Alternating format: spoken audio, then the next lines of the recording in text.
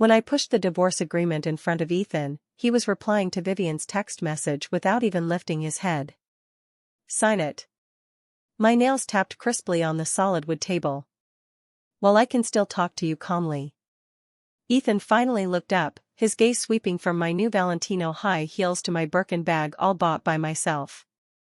He suddenly smiled, the kind of effortless smile I had seen for 20 years. Anya, he said, twirling his wedding ring, just because I came back early to accompany Vivian for a checkup. She had a hemoglobin level of 6 grams and needed an emergency blood transfusion. I interrupted him, pulling out the hospital report from my bag and slapping it on the table. What a coincidence, the record I found shows 8.9 grams, just ordinary anemia. His expression finally changed. I was too familiar with this micro-expression, his jawline tightening for 0.5 seconds, his reaction when caught. The last time I saw it was at our wedding when Vivian accidentally spilled red wine on my wedding dress. You investigated her? Ethan's voice turned cold. Investigated? I scoffed. Ethan, don't forget whose family holds the largest share in the city center hospital. He stood up abruptly, his tailored suit brushing against the table. I suddenly remembered last year's board meeting when he stood up to shield me from a toast. I thought he was so handsome then. Now I realize that the toast was meant for Vivian's seat. The office door was suddenly pushed open. Vivian walked in wearing the latest season's fashion. Interestingly, that dress was the style I rejected at the brand salon last month. Ethan. Her voice was as sweet as honey. The physical examination department is urging us. I grabbed my bag to leave but was held back by a cold hand. The diamond ring on Vivian's fingertip pressed painfully against me. It was the Shin family's heirloom cut. Sister Anya, her eyes were teary, there's really nothing between Ethan and me. I slowly withdrew my hand and picked a short hair from her shoulder. This morning, before Ethan left, I personally tied his Windsor knot. Miss Vivian, I smiled as I flicked the hair away, next time you sneak a bite, remember to wipe your mouth.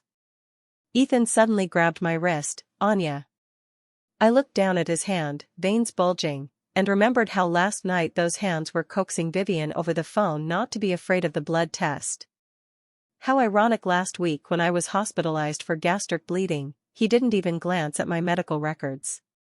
By the way, I shook him off and threw a velvet box from my bag. Your family's lousy ring.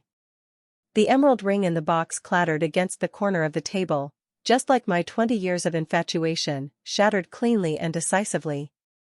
Before the elevator doors closed, I heard Vivian sobbing, "It's all my fault." Through the gap, I saw Ethan bending down to pick up the ring, a coffee stain on the back of his suit that was from the last Blue Mountain coffee I made for him. My phone vibrated in my bag. It was Ethan's call. I directly opened the window and threw it out from the 38th floor, high enough to shatter all youthful delusions. As I walked out of the building, the sunlight was just right. 20 years of childhood sweethearts, 5 years of marriage. I touched the ring mark on my finger and suddenly laughed out loud, realizing that even the air smelled like Blue Mountain coffee after leaving him. When I turned off the computer, the city lights were already on outside. I rubbed my sore neck. Through the floor-to-ceiling windows, the neon lights of the CBD were lit up, and the whole city was entering night mode. I unlocked my phone, and Vivian's Facebook post was prominently at the top, brought for a checkup for the nth time due to anemia. In the photo, the hand wearing the wedding ring was all too familiar. I had personally trimmed those nails last week. I chuckled lightly, my fingertip pausing on the screen for 2 seconds before decisively swiping away. A message from 7 hours ago lay quietly in the notification bar. Booked the Red Grape Hotel for tonight, will accompany you for dinner. How interesting. After accompanying his white moonlight to the doctor, now he remembers to have dinner with me? That French restaurant I love used to be his go-to place to coax me. I tapped on Ethan's profile and unhesitatingly pressed add to blacklist. The phone chimed crisply, as if putting a full stop to this relationship.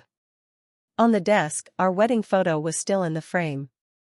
I turned it face down, picked up my coat, and prepared to leave. The assistant knocked and came in. Anya, do you need me to order dinner for you? No need, I said, picking up my bag and heading to the elevator. Tonight, I'm going home to accompany my parents. When I pushed open the door, the crystal chandelier in the living room was dazzlingly bright. My mother put down her teacup, frowning slightly. Why do you look so pale? Did you quarrel with Ethan?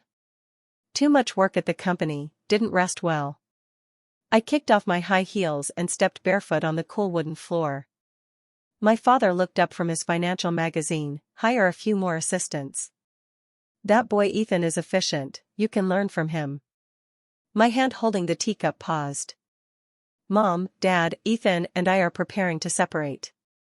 The teacup clinked crisply against the saucer. My father slammed the magazine shut. Did he bully you? I'll call the Shin family right now. It's not about who's right or wrong, I said, looking directly into my father's eyes. Business is business, the cooperation between our families won't be affected. My mother hesitantly held my hand. Her palm was warm and dry, reminding me of when I was a child and fell. Scraping my knee, she would hold my hand gently and say, "It doesn't hurt." Have you thought it through? My father finally sighed. My phone vibrated at the right moment. My best friend sent a location. Blue Bay cocktail party. The German investor you're looking for is here. I stood up, grabbed my bag, and smiled back at the entrance. Don't worry, I know what I'm doing. My mother stuffed a piece of almond crisp into my hand. Don't overwork yourself. As the night breeze brushed my cheek, I took a bite of the almond crisp. The sweet, rich flavor melted on my tongue. Turns out, days without Ethan, even the evening breeze felt free.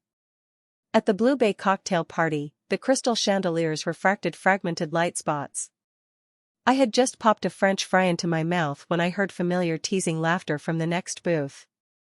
Ethan, out having fun and still glued to your phone? A slick voice rang out. Which beauty requires our Ethan to personally coax her? Who else? Ethan's voice carried a helpless indulgence, the little ancestor at home.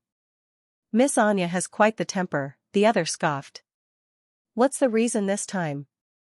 The Italy trip. I came back early to accompany Vivian for a checkup. Ethan's wine glass lightly tapped the table. She was. That's it? The other exaggeratedly drawled. If you ask me, Vivian would be a better wife, gentle and sensible. I picked up my champagne and turned to leave, my high heels clicking crisply on the marble floor. Anya. My best friend Sophie hurried over. The German client is waiting for you in the VIP area. The crystal lights at the Blue Bay cocktail party made the champagne glasses shimmer. I had just taken a sip of wine when I heard an exaggerated gasp from behind. Ah. I'm so sorry. Vivian's red wine splashed unerringly onto my Valentino gown, the deep red stain quickly spreading on the silver-gray silk. She covered her mouth in panic, her eyes instantly filling with tears. Sophie stepped forward quickly. Miss Vivian, our Anya is meeting with the German investor right now. Do you know how much this dress? I really didn't mean it. Vivian suddenly raised her voice, attracting the attention of the surrounding guests. Her tears fell just right. Don't you rich people always bring spare dresses? Just change into another one.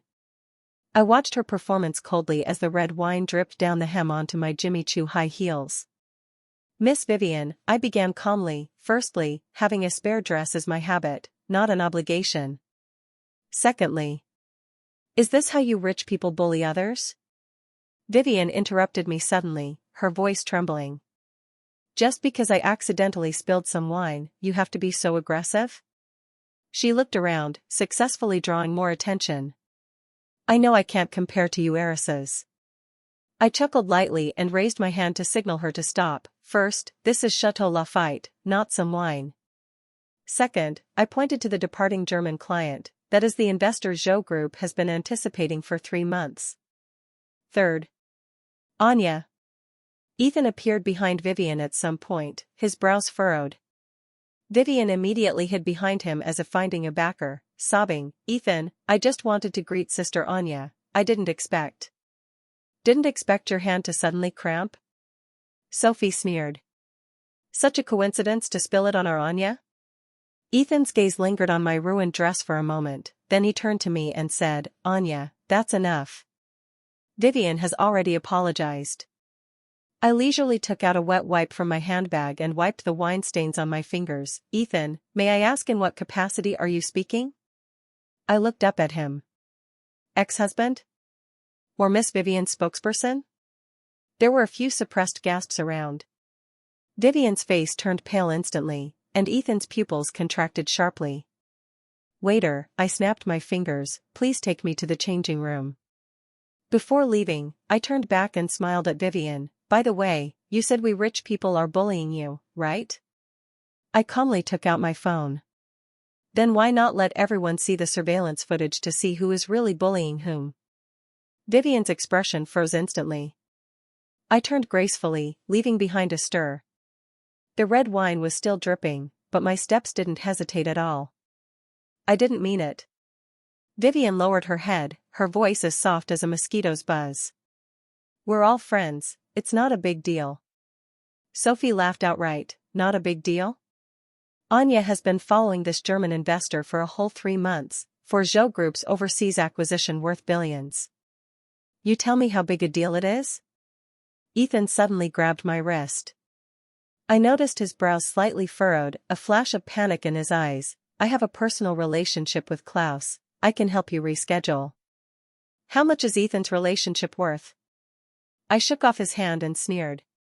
Why don't you sign a $1 billion guarantee agreement on the spot? He softened his tone and leaned closer. The investor didn't get angry, we can reschedule another day. His peripheral vision swept over Vivian. Don't involve innocent people in our conflicts. I almost laughed out loud. Is a billionaire investor your family's servant, to be summoned at will? My gaze passed over Vivian's reddened eyes. Ethan, with your ability to twist the truth, it's a pity you're not a lawyer. Ethan. Vivian suddenly tugged at his sleeve, her voice choked with tears. I'll compensate Anya with 10 dresses. Her legs went weak as if to kneel. Or I. Save it, I interrupted her performance. This trick of yours, pretending to retreat to advance. Anya.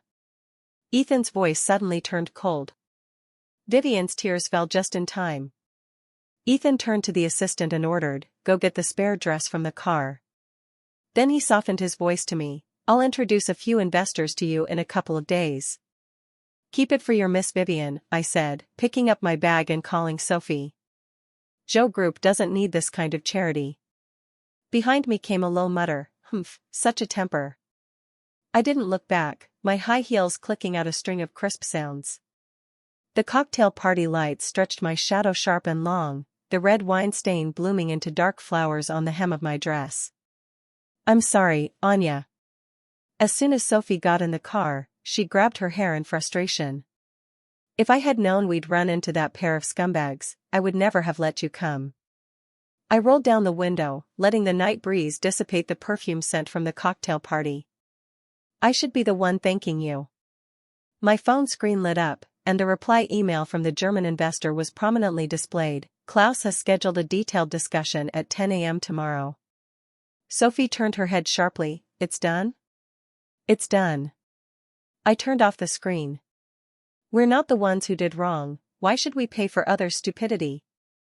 As the car crossed the river bridge, I suddenly spoke. This morning, I mentioned divorce to Ethan. Sophie's fingers froze on the steering wheel. Anya. She hesitated. To be honest, no one in our circle would believe. Believe what? I chuckled lightly. That Anya would be willing to leave Ethan? In the rearview mirror, my reflection overlapped with the neon lights outside the window. Memories of that winter when I was 15 suddenly flooded back. I was cornered by 3 thugs in an alley, and Ethan charged in swinging a brick. His forehead was cut open with a gash, but he still smiled at me and said, just marry me in the future. That day, the snow was heavy, I supported him as we walked home. The blood drops on the snow looked like a string of rubies, and our clasped hands were frighteningly hot. Later, he had a scar on his forehead, and I secretly drew 27 hearts in my diary. Everyone thinks I can't live without him. I rubbed the edge of my phone, even I believed it for so many years. Sophie suddenly braked sharply.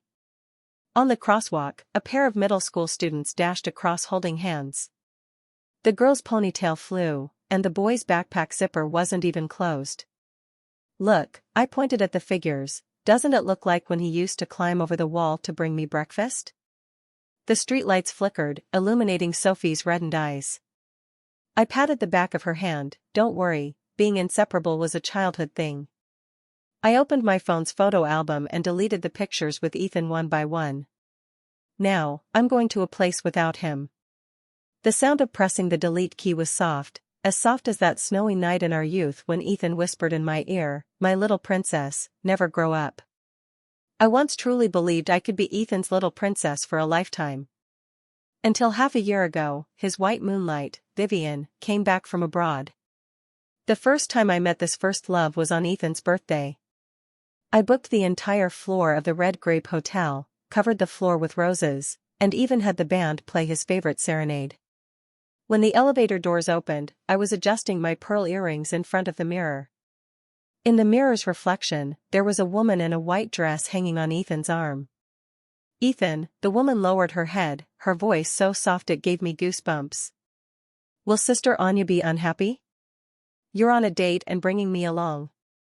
"It's fine," Ethan casually smoothed her hair. "She's not that petty." When I turned around, my pearl earring slapped against my face, stinging painfully. "Knowing it would make others unhappy, you still came along?" I directly bypassed Ethan and stared at Vivian. "Does Miss Vivian enjoy participating in other people's married life so much?" Vivian shrank back like a startled rabbit. I didn't." Ethan frowned and called the waiter, "Take Miss Vivian back first." Then he turned to me with a different expression, "Is it necessary? Her family is all abroad, she just came back and is unfamiliar with the place. What's there to be angry about?" Ethan frowned at me, as if I were the one being unreasonable. "I don't like her," I said, staring at the elevator buttons as the numbers dropped one by one. "She's quite pitiful," Ethan's tone softened. "Her family has all emigrated, she just returned and is unfamiliar with the place. Grandma asked me to take care of her. Once she adapts, I won't bother anymore." I sneered. Over the past 6 months, Vivian has been like a walking troublemaker. When we were watching a movie, she fainted from low blood sugar. During a candlelight dinner, her house's water pipe burst. On our wedding anniversary, she was stalked and called the police in fear. Every time, Ethan would leave me and go, and when he came back, he would always say, "It's just a small favor, why are you jealous?" "I don't like her anymore." That was Ethan's most commonly used excuse. Everyone advised me to be magnanimous. "She's so pitiful, it's just helping out." Even my best friend said, "Ethan is good enough to you, don't fuss over these small things." But I just couldn't get over that hurdle in my heart. I threw tantrums. I smashed the watch he gave me, tore up the postcards Vivian sent. The worst time, I threw our wedding photo at him and mentioned divorce. And then? Then I tossed and turned in the dead of night, staring at my phone waiting for his message. In the end, it was always me who gave in first, sending him a message saying stomachache, waiting for him to come see me with porridge. I couldn't bear to part with him. I couldn't bear to part with the boy who shielded me with a knife at 15, couldn't bear to part with Ethan who knelt in the snow to propose at 20. Until last month, I naively thought we could go back to how things were. After another quarrel because of Vivian, Ethan unprecedentedly booked a trip for 2 to Italy. He kissed me by the Trevi Fountain in Rome and said he would make it up to me this time.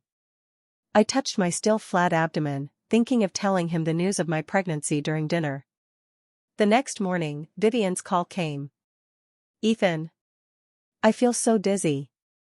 The voice on the other end was perfectly weak. I watched Ethan's jawline tighten instantly, and the pregnancy test stick in my hand fell to the ground. "It's just low blood sugar, can't you call an ambulance?" I heard my own voice trembling. His action of putting on his coat didn't stop. "She's alone in the country." "What about me?" I grabbed a pillow and threw it at him. "Am I safe alone in a foreign land?" Ethan left without looking back. The moment the hotel door closed, I stumbled after him and was dragged to the ground by a bag-snatching thug in the corridor. The sharp pain in my lower abdomen made me curl up. As blood flowed down my thighs, I was still thinking, when Ethan comes back, I must make him regret it. In the wailing of the ambulance siren, I clutched my phone and sent him 13 messages. From "something happened to me" to "when are you coming back," all sank without a trace. 3 days later, while in the hospital, I saw Vivian's Facebook post, "Thank you, someone, for taking care of me without rest," accompanied by a photo of Ethan's sleeping profile on the ward sofa. I touched my empty belly and suddenly laughed. Turns out, divorce was much simpler than I imagined. When I was discharged, I left the wedding ring on the bedside table in the ward. The sunlight shone through the curtains onto it, the refracted light stinging my eyes painfully. Just like my 20 years of infatuation, finally scorched by reality to the last inch. On the 15th day after submitting the divorce agreement to the court, it happened to be the 80th birthday of the Shin family's old lady. I chose a Chanel haute couture suit and replaced my diamond earrings with the simplest pearls, both polite and sufficiently indicative of my stance. After all, our families were old friends, and Grandma Zhou treated me like her own granddaughter. I had to give her this face. At the entrance of the banquet hall, I was arm in arm with my father when I ran into Ethan, gracefully arriving with Vivian. Vivian was wearing the same style of dress I had seen at Paris Haute Couture Week last year, her fingers wrapped around Ethan's arm like a water snake. "Anya." Ethan's gaze fell on my bare ring finger. I nodded in greeting and walked straight to the main table. Behind me came Vivian's cloyingly sweet voice, "Brother Ethan, will Grandma like the jade I picked?" When taking seats, Ethan insistently squeezed past my cousin and sat next to me.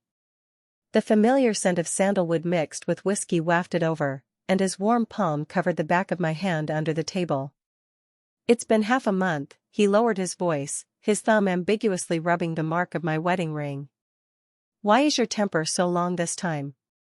I withdrew my hand and took a sip of champagne. "Does Ethan have a bad memory? We are already divorced." He chuckled lightly, his chest vibrating and making the seat tremble slightly. "All right, so how many days are we divorcing this time?" I ignored him and turned to discuss the newly opened gallery with my cousin. When the banquet reached its climax, Ethan's mother inevitably brought up that eternal topic again. "You two are not young anymore," Ethan's mother said, meaningfully looking at my belly. "It's time to consider the next generation." Vivian suddenly interjected, her voice so sweet it could drip honey. "Yes, brother Ethan has such excellent genes." She shyly lowered her head. "If it were me, I would definitely have several." The whole table suddenly fell silent. I put down my chopsticks and wiped my mouth. Under the crystal chandelier, Grandma Shin's silver hair was meticulously combed. She suddenly turned to me and asked, "How has Anya been feeling lately? Has anyone without eyes made you unhappy?" Vivian's chopsticks clattered onto the bone china plate. "She's throwing a tantrum at me," Ethan answered first, winking at Grandma. "I don't know when she'll forgive me." His hand under the table restlessly reached over again. "Grandma, please help me plead." I moved my knee away and focused on the long jing shrimp in my bowl. Ethan's hand hung awkwardly in midair. "When to have children and how many is a big deal," Grandpa Zhou suddenly interjected. "You two need to plan well." Vivian immediately chimed in, "Yes, like in my family, it's just me, too lonely." Her eyes sparkled as she looked at Ethan. "In the future, I want to have at least 2, so siblings can take care of each other." "Miss Vivian," I put down my chopsticks and lightly wiped my mouth with a napkin. "The third dish on your right is braised soft-shelled turtle, good for nourishing een and kidneys." I smiled and scooped a spoonful for her. Eat more, after all, dreaming also requires energy. After the birthday banquet, Ethan lazily blocked me on the garden path. The moonlight stretched his shadow long, just crossing in front of my toes. "You've vented enough, release me from the blacklist," he said, shaking his phone, the screen lighting up and then going dark. I almost laughed out loud. "Ethan, the ink on the divorce agreement you signed hasn't even dried yet." I walked around him. "Can my ex-husband understand the situation?" He suddenly hugged me from behind, the familiar scent of sandalwood mixed with whiskey pressing down. "I've rebooked the Italy itinerary. This time, even if knives fall from the sky, I won't leave." His lips brushed my earlobe. If I don't add you back, how can I send you the travel guide? I elbowed his ribs and took advantage of his pain to break free. Being left in a foreign hospital is a stupid thing that once in a lifetime is enough. He actually used his height advantage to grab my phone and unlocked it with his fingerprint in one go. The familiar lock screen wallpaper was our photo from Venice last year, reminding me that the first thing to do when I get back is to change the password. Must we have a Cold War until the day of departure? He scrolled through my contacts. Ethan's action of easily unlocking my phone was smooth and natural, just like he had done countless times over the past 5 years. The moment the screen lit up, I stared at our lock screen photo from the Maldives last year and suddenly realized how ridiculous I was. Even the password was still his birthday. "Alright," he said, shaking my phone with that effortless smile on his lips. "Are we going to have a Cold War until the vacation day?" "Vacation?" I snatched back my phone. Has Ethan forgotten that our current relationship is so awkward that even sharing an elevator would be uncomfortable? He suddenly leaned closer, his breath spraying on my ear. "Do you really want a divorce, my wife?" I stepped back half a step, my high heels crushing the moonlight on the ground. "Do you think I'm joking? In such a hurry to divorce?" Ethan suddenly grabbed my wrist, a shadow flashing in his eyes. "Could it be that there's another man?" He sneered. "Don't even think about it, in this lifetime, you." "Brother Ethan." Vivian's cloyingly sweet voice suddenly interrupted. "Can I go to Italy with you guys?" I couldn't help but raise my eyebrows. I have to admit, Vivian's skill at clinging and pestering is truly astonishing. Ethan was clearly taken aback, then frowned. "Sorry, this is a trip for us as a couple. I'll be very quiet." Vivian hurriedly stepped forward, her fingers clutching Ethan's sleeve. "I absolutely won't disturb you. I can stay in my own room, and I speak Italian very well. I can even be a translator." I looked at her chattering mouth and suddenly felt it was utterly absurd. Over the past 6 months, this woman has been like a plaster that can't be shaken off, always precisely ruining my alone time with Ethan. "Fine, let her accompany you then." I shook off Ethan's hand, my high heels making crisp sounds on the cobblestone path. "Anyway, I don't have the time. Even 1 more second is disgusting." My wrist was suddenly grabbed with force, and Ethan took 3 steps in 2 to block me. The moonlight cast shadows from his brow bones into his eye sockets, making them look particularly deep. Of course, vacations are meant for couples to go together. I crossed my arms, looking amusedly at Vivian not far away, who looked aggrieved. She was biting her lower lip, her eyes red, looking just like an abandoned small animal. "Are you sure you won't take her?" I lifted my chin. "She's about to cry, can you bear it?" Ethan didn't even turn his head, his thumb rubbing my wrist bone. "Why would I take her? She's not my wife." The night breeze brought Vivian's suppressed sobs. I suddenly remembered that rainy night in Rome 6 months ago, when I, pregnant, lay in the emergency room, only to receive Ethan's message. "Vivian fainted, I'm returning to the country first. Last time, leaving you abroad was my fault." Ethan suddenly softened his voice, his fingertip brushing over the ring mark on my ring finger. "Because Vivian has no relatives in the country, and you're so outstanding." Does being outstanding mean I deserve to be betrayed? I jerked my hand back, the ring mark burning painfully. Ethan suddenly pulled me into his arms, the scent of sandalwood overwhelming me. "It's settled then, I'll arrange a private jet when the time comes." He kissed the top of my head, his tone like coaxing a tantruming child. "Alright, stop making a fuss." Vivian's crying finally couldn't be held back. Over Ethan's shoulder, I saw her lifting her skirt and running away, her pearl earrings drawing a flustered arc in the moonlight. At this moment, Ethan's phone vibrated. With one arm around me, he took out his phone with the other hand. The moment the screen lit up, I clearly saw the message from Vivian on the lock screen notification. "Ethan, my heart hurts so much." He looked down at the message, even subconsciously frowning, his thumb hovering over the screen for a moment, as if hesitating whether to reply. I sneered and broke free from his embrace. Ethan probably thought I had calmed down, thinking that this divorce would end without a result, just like every previous quarrel. As long as he slightly lowered his stance, I would obediently return to his side. But this time, it was different. Seeing my cold expression, he reached out and rubbed the top of my head, his tone gentle almost to the point of deception. "When you've calmed down, move back home, okay?" He whispered in my ear, his warm breath brushing my neck, like a familiar bewitchment. "I haven't touched your things at home, even your favorite tea set is still in its place." His voice carried a familiar bewitchment, as if certain I would eventually compromise. Half a month passed quickly. During this half-month, Ethan acted as if he didn't take the divorce seriously at all, still sending me messages from time to time. "I've readjusted the Italy itinerary, booked that castle hotel you like. Passed by your favorite dessert shop today, they have a new chestnut Mont Blanc. It's getting colder, shall I have the aunt send over that camel coat in your wardrobe?" At first, I would coldly reply, "We're divorced, I'm not going on vacation with you." But he turned a deaf ear, as if I were just throwing a tantrum, and the next day he would send new messages as usual, his tone natural as if we had never separated. Later, I simply couldn't be bothered to reply, but he was relentless. If I didn't reply, he would keep sending messages, even suddenly sending a voice message in the middle of the night, his voice low and husky with a smile. "What, doesn't your ex-husband even deserve an MM?" I was so annoyed that I occasionally perfunctorily replied with an or ah, and he became even more enthusiastic, directly having someone deliver a bouquet of white roses to the company the next day, with the card flamboyantly written, ah, that'll do." I was so angry that I threw the flowers straight into the trash can. The day the divorce certificate came through, I went back to my parents' house.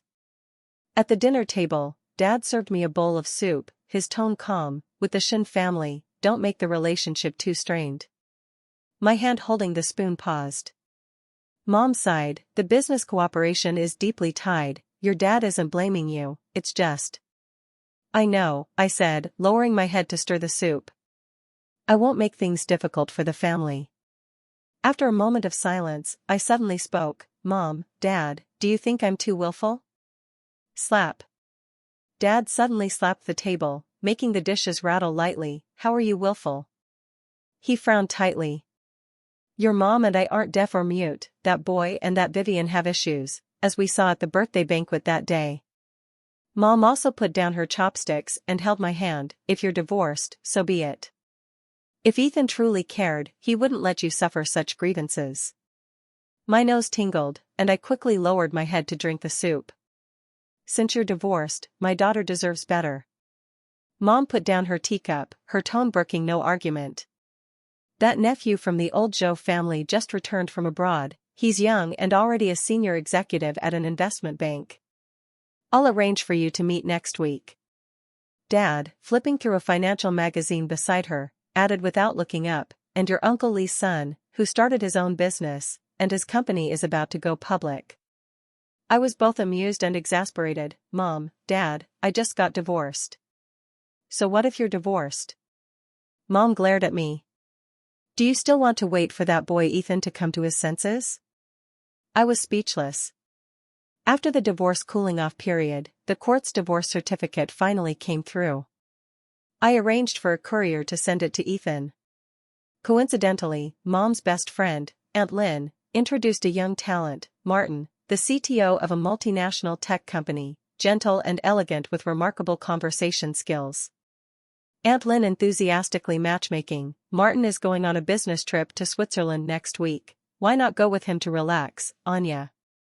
And deepen your understanding along the way." I hesitated for a moment but ultimately didn't refuse. I arranged the company's affairs, then packed my luggage and flew to Switzerland with Martin.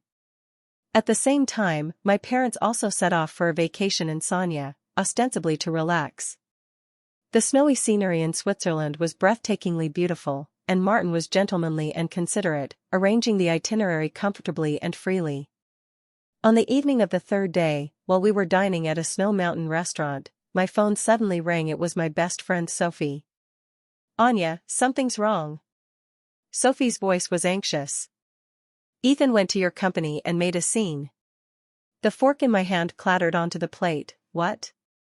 Sophie spoke rapidly. He seemed to have been telling his friends that he was going to Italy with you for vacation, but you blocked him, and he couldn't contact you, thinking you were still angry. She paused, her tone becoming strange. Then, he actually went to Italy with Vivian. You blocked them, so you didn't see Vivian's Facebook posts those days, Sophie sneered on the phone. During those days in Italy, she posted 9 grid photos every day, each with Ethan in them, making it seem like Ethan was her husband. I held the phone, my fingertips cold, but my heart was strangely calm. Let her post if she wants, I said lightly. It has nothing to do with me anymore. Sophie sighed. The problem is, Ethan only really panicked when he received the divorce certificate you sent. It turned out that he thought I was just sulking until that divorce certificate was placed in front of him in black and white, and he realized I was serious this time. He looked for me like crazy, but my parents kept their mouths shut, even refusing him at the door when he came in person. He went to the coffee shop I frequent, the gym, even the yoga class I signed up for, but everyone just shook their heads, saying they didn't know where I was. Until one of his clients was on a business trip in Switzerland and happened to see you, Sophie said subtly. That client thought Ethan knew about your divorce and casually mentioned to him that he saw you vacationing with another man in Switzerland. As a result, Ethan's face changed on the spot. Sophie sneered. His client was quite surprised and said, "Oh? So you didn't know?" I couldn't help but scoff. How ironic.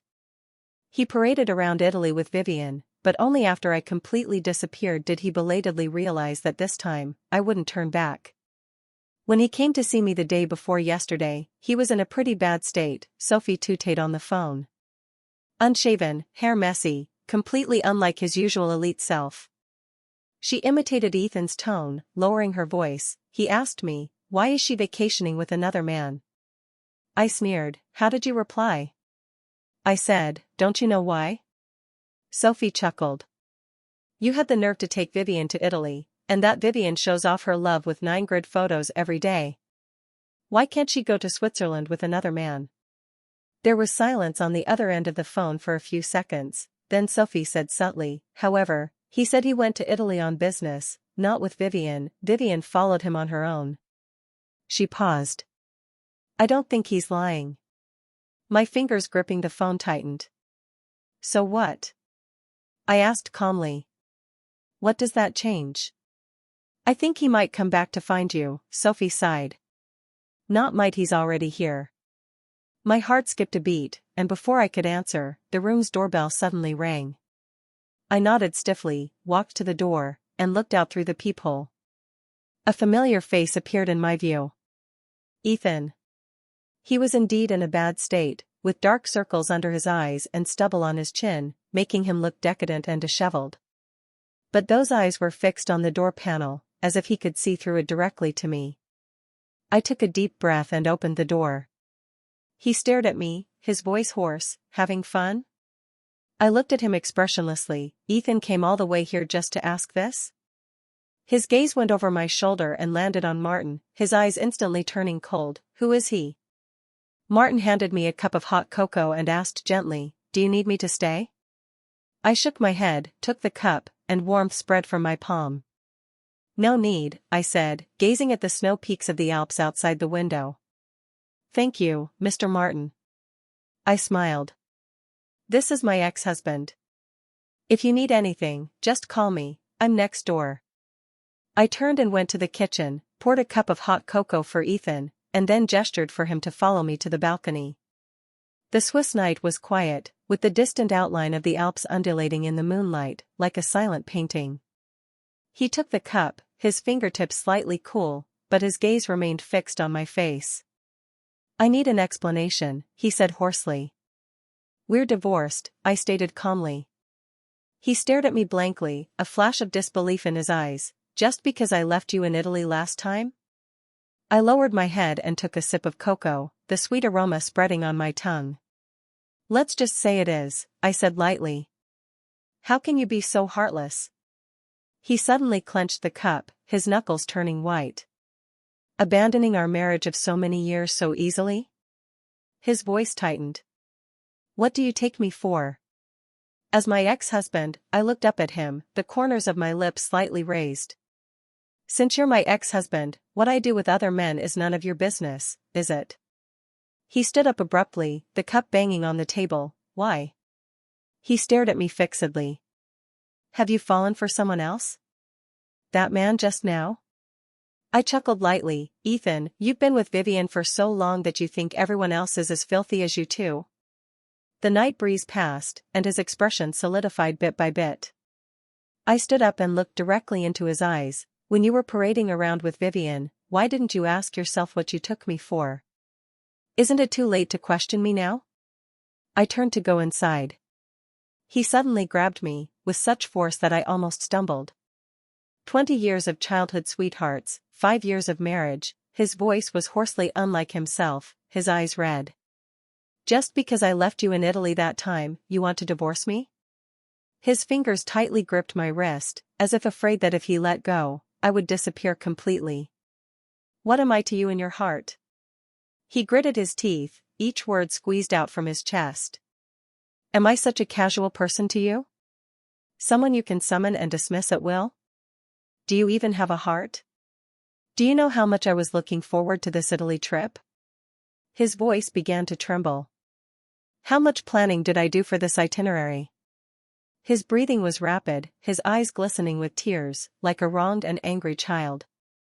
I was even thinking, after we reconcile this time, we'll have a child and live a good life. He laughed self-mockingly. I even started having someone design the child's room. His eyes were red beyond belief, staring at me fixedly, as if to engrave my appearance into his bones and blood. I was planning our future like a fool, his voice lowered, almost murmuring. But what about you? Have you long since stopped wanting me? Is it fun to toy with me? His voice was hoarse, his eyes surging with suppressed anger and hurt. I looked at him quietly without answering. The sunlight fell on his face, making his expression exceptionally clear, brows tightly furrowed, eyes red, lips trembling. That face, always so effortless, now only showed grievance and brokenness. I turned around and gently placed the cooled hot cocoa on the table. The bottom of the ceramic cup touched the glass tabletop, making a soft click. Ethan, I spoke with my back to him, my voice very soft. Do you know why, after you left me in Italy last time, I stayed there alone for another week? He was stunned. The air seemed to freeze, and even the sound of breathing became clear. I turned around and looked at his suddenly pale face. I was pregnant, on the steps of the Spanish Square. I encountered a bag-snatching thug, and had a miscarriage. When I was having surgery in the hospital, the nurse asked if I wanted help contacting family. Do you know how desperate I was at that time? His pupils contracted violently, and he seemed nailed to the spot, his breathing stagnant. Later, I found out, I said softly, you rushed back because Vivian fainted from anemia. His lips trembled, but he couldn't utter a word. Outside the window, the snow peaks of the Alps stood silently in the moonlight, witnessing this belated judgment. I gazed at the continuous snow scenery outside, the Alps shimmering with cold silver light under the moon. I don't know when it started, I said softly, that the boy who used to run only to me had someone else in his eyes. Ethan stiffened in place, his breathing stagnant. You would leave me alone in the cinema because Vivian was sick. When both she and I needed you, you chose to be with her. I smiled.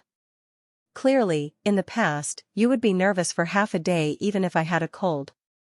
His fingers dug deep into his palm, knuckles white, and a hoarse voice squeezed out of his throat. Ethan, I interrupted him, my voice unbelievably calm. The moment you left me in Italy without looking back, I suddenly felt relieved. His pupils suddenly contracted, as if struck hard by something, and he swayed. Ethan stared at me blankly, disbelief surging in his eyes. So, after you returned from Italy last time, you were already prepared to divorce me? I nodded calmly, yes. You didn't even notice, I smiled lightly. I've already moved my things back home. His expression suddenly went blank, as if struck hard, his breathing stagnant for a moment. That day, his voice was hoarsely out of shape. The day you returned from Italy, You were accompanying your Vivian to the hospital for a physical examination. I finished for him, the corners of my lips curling into a sarcastic arc even though you know, I've never liked her. Ethan suddenly rushed forward and grabbed my wrist, the force painfully strong. No. I've never liked Vivian. His voice carried an unprecedented panic. Anya, I was wrong, I really didn't know that such a thing would happen that day. I looked quietly at his reddened eyes, the brows and eyes that once made my heart flutter now filled with pain. Not all hurts are worth forgiving, I said, turning to push open the glass door of the balcony. Just like not all loves can last to the end. Martin stood in the living room, holding my coat, his gaze quietly looking over. I walked towards him, and behind me came Ethan's extremely hoarse voice, Anya. I didn't look back. The night wind carried the chill of the snow mountains as it swept by, and between Ethan and me, it was finally completely over. Later, Sophie told me that Ethan sat in the hotel lobby in Switzerland all night and left only at dawn. Meanwhile, Martin and I continued with the original itinerary, strolling in the town at the foot of the snow mountains, drinking hot chocolate in a warm cafe, and watching the morning mist by the frozen lake. Life finally returned to its proper track, calm, free, with no more waiting and no more disappointment. Assumed based on context, and so, I embraced a new chapter, leaving behind the shadows of the past.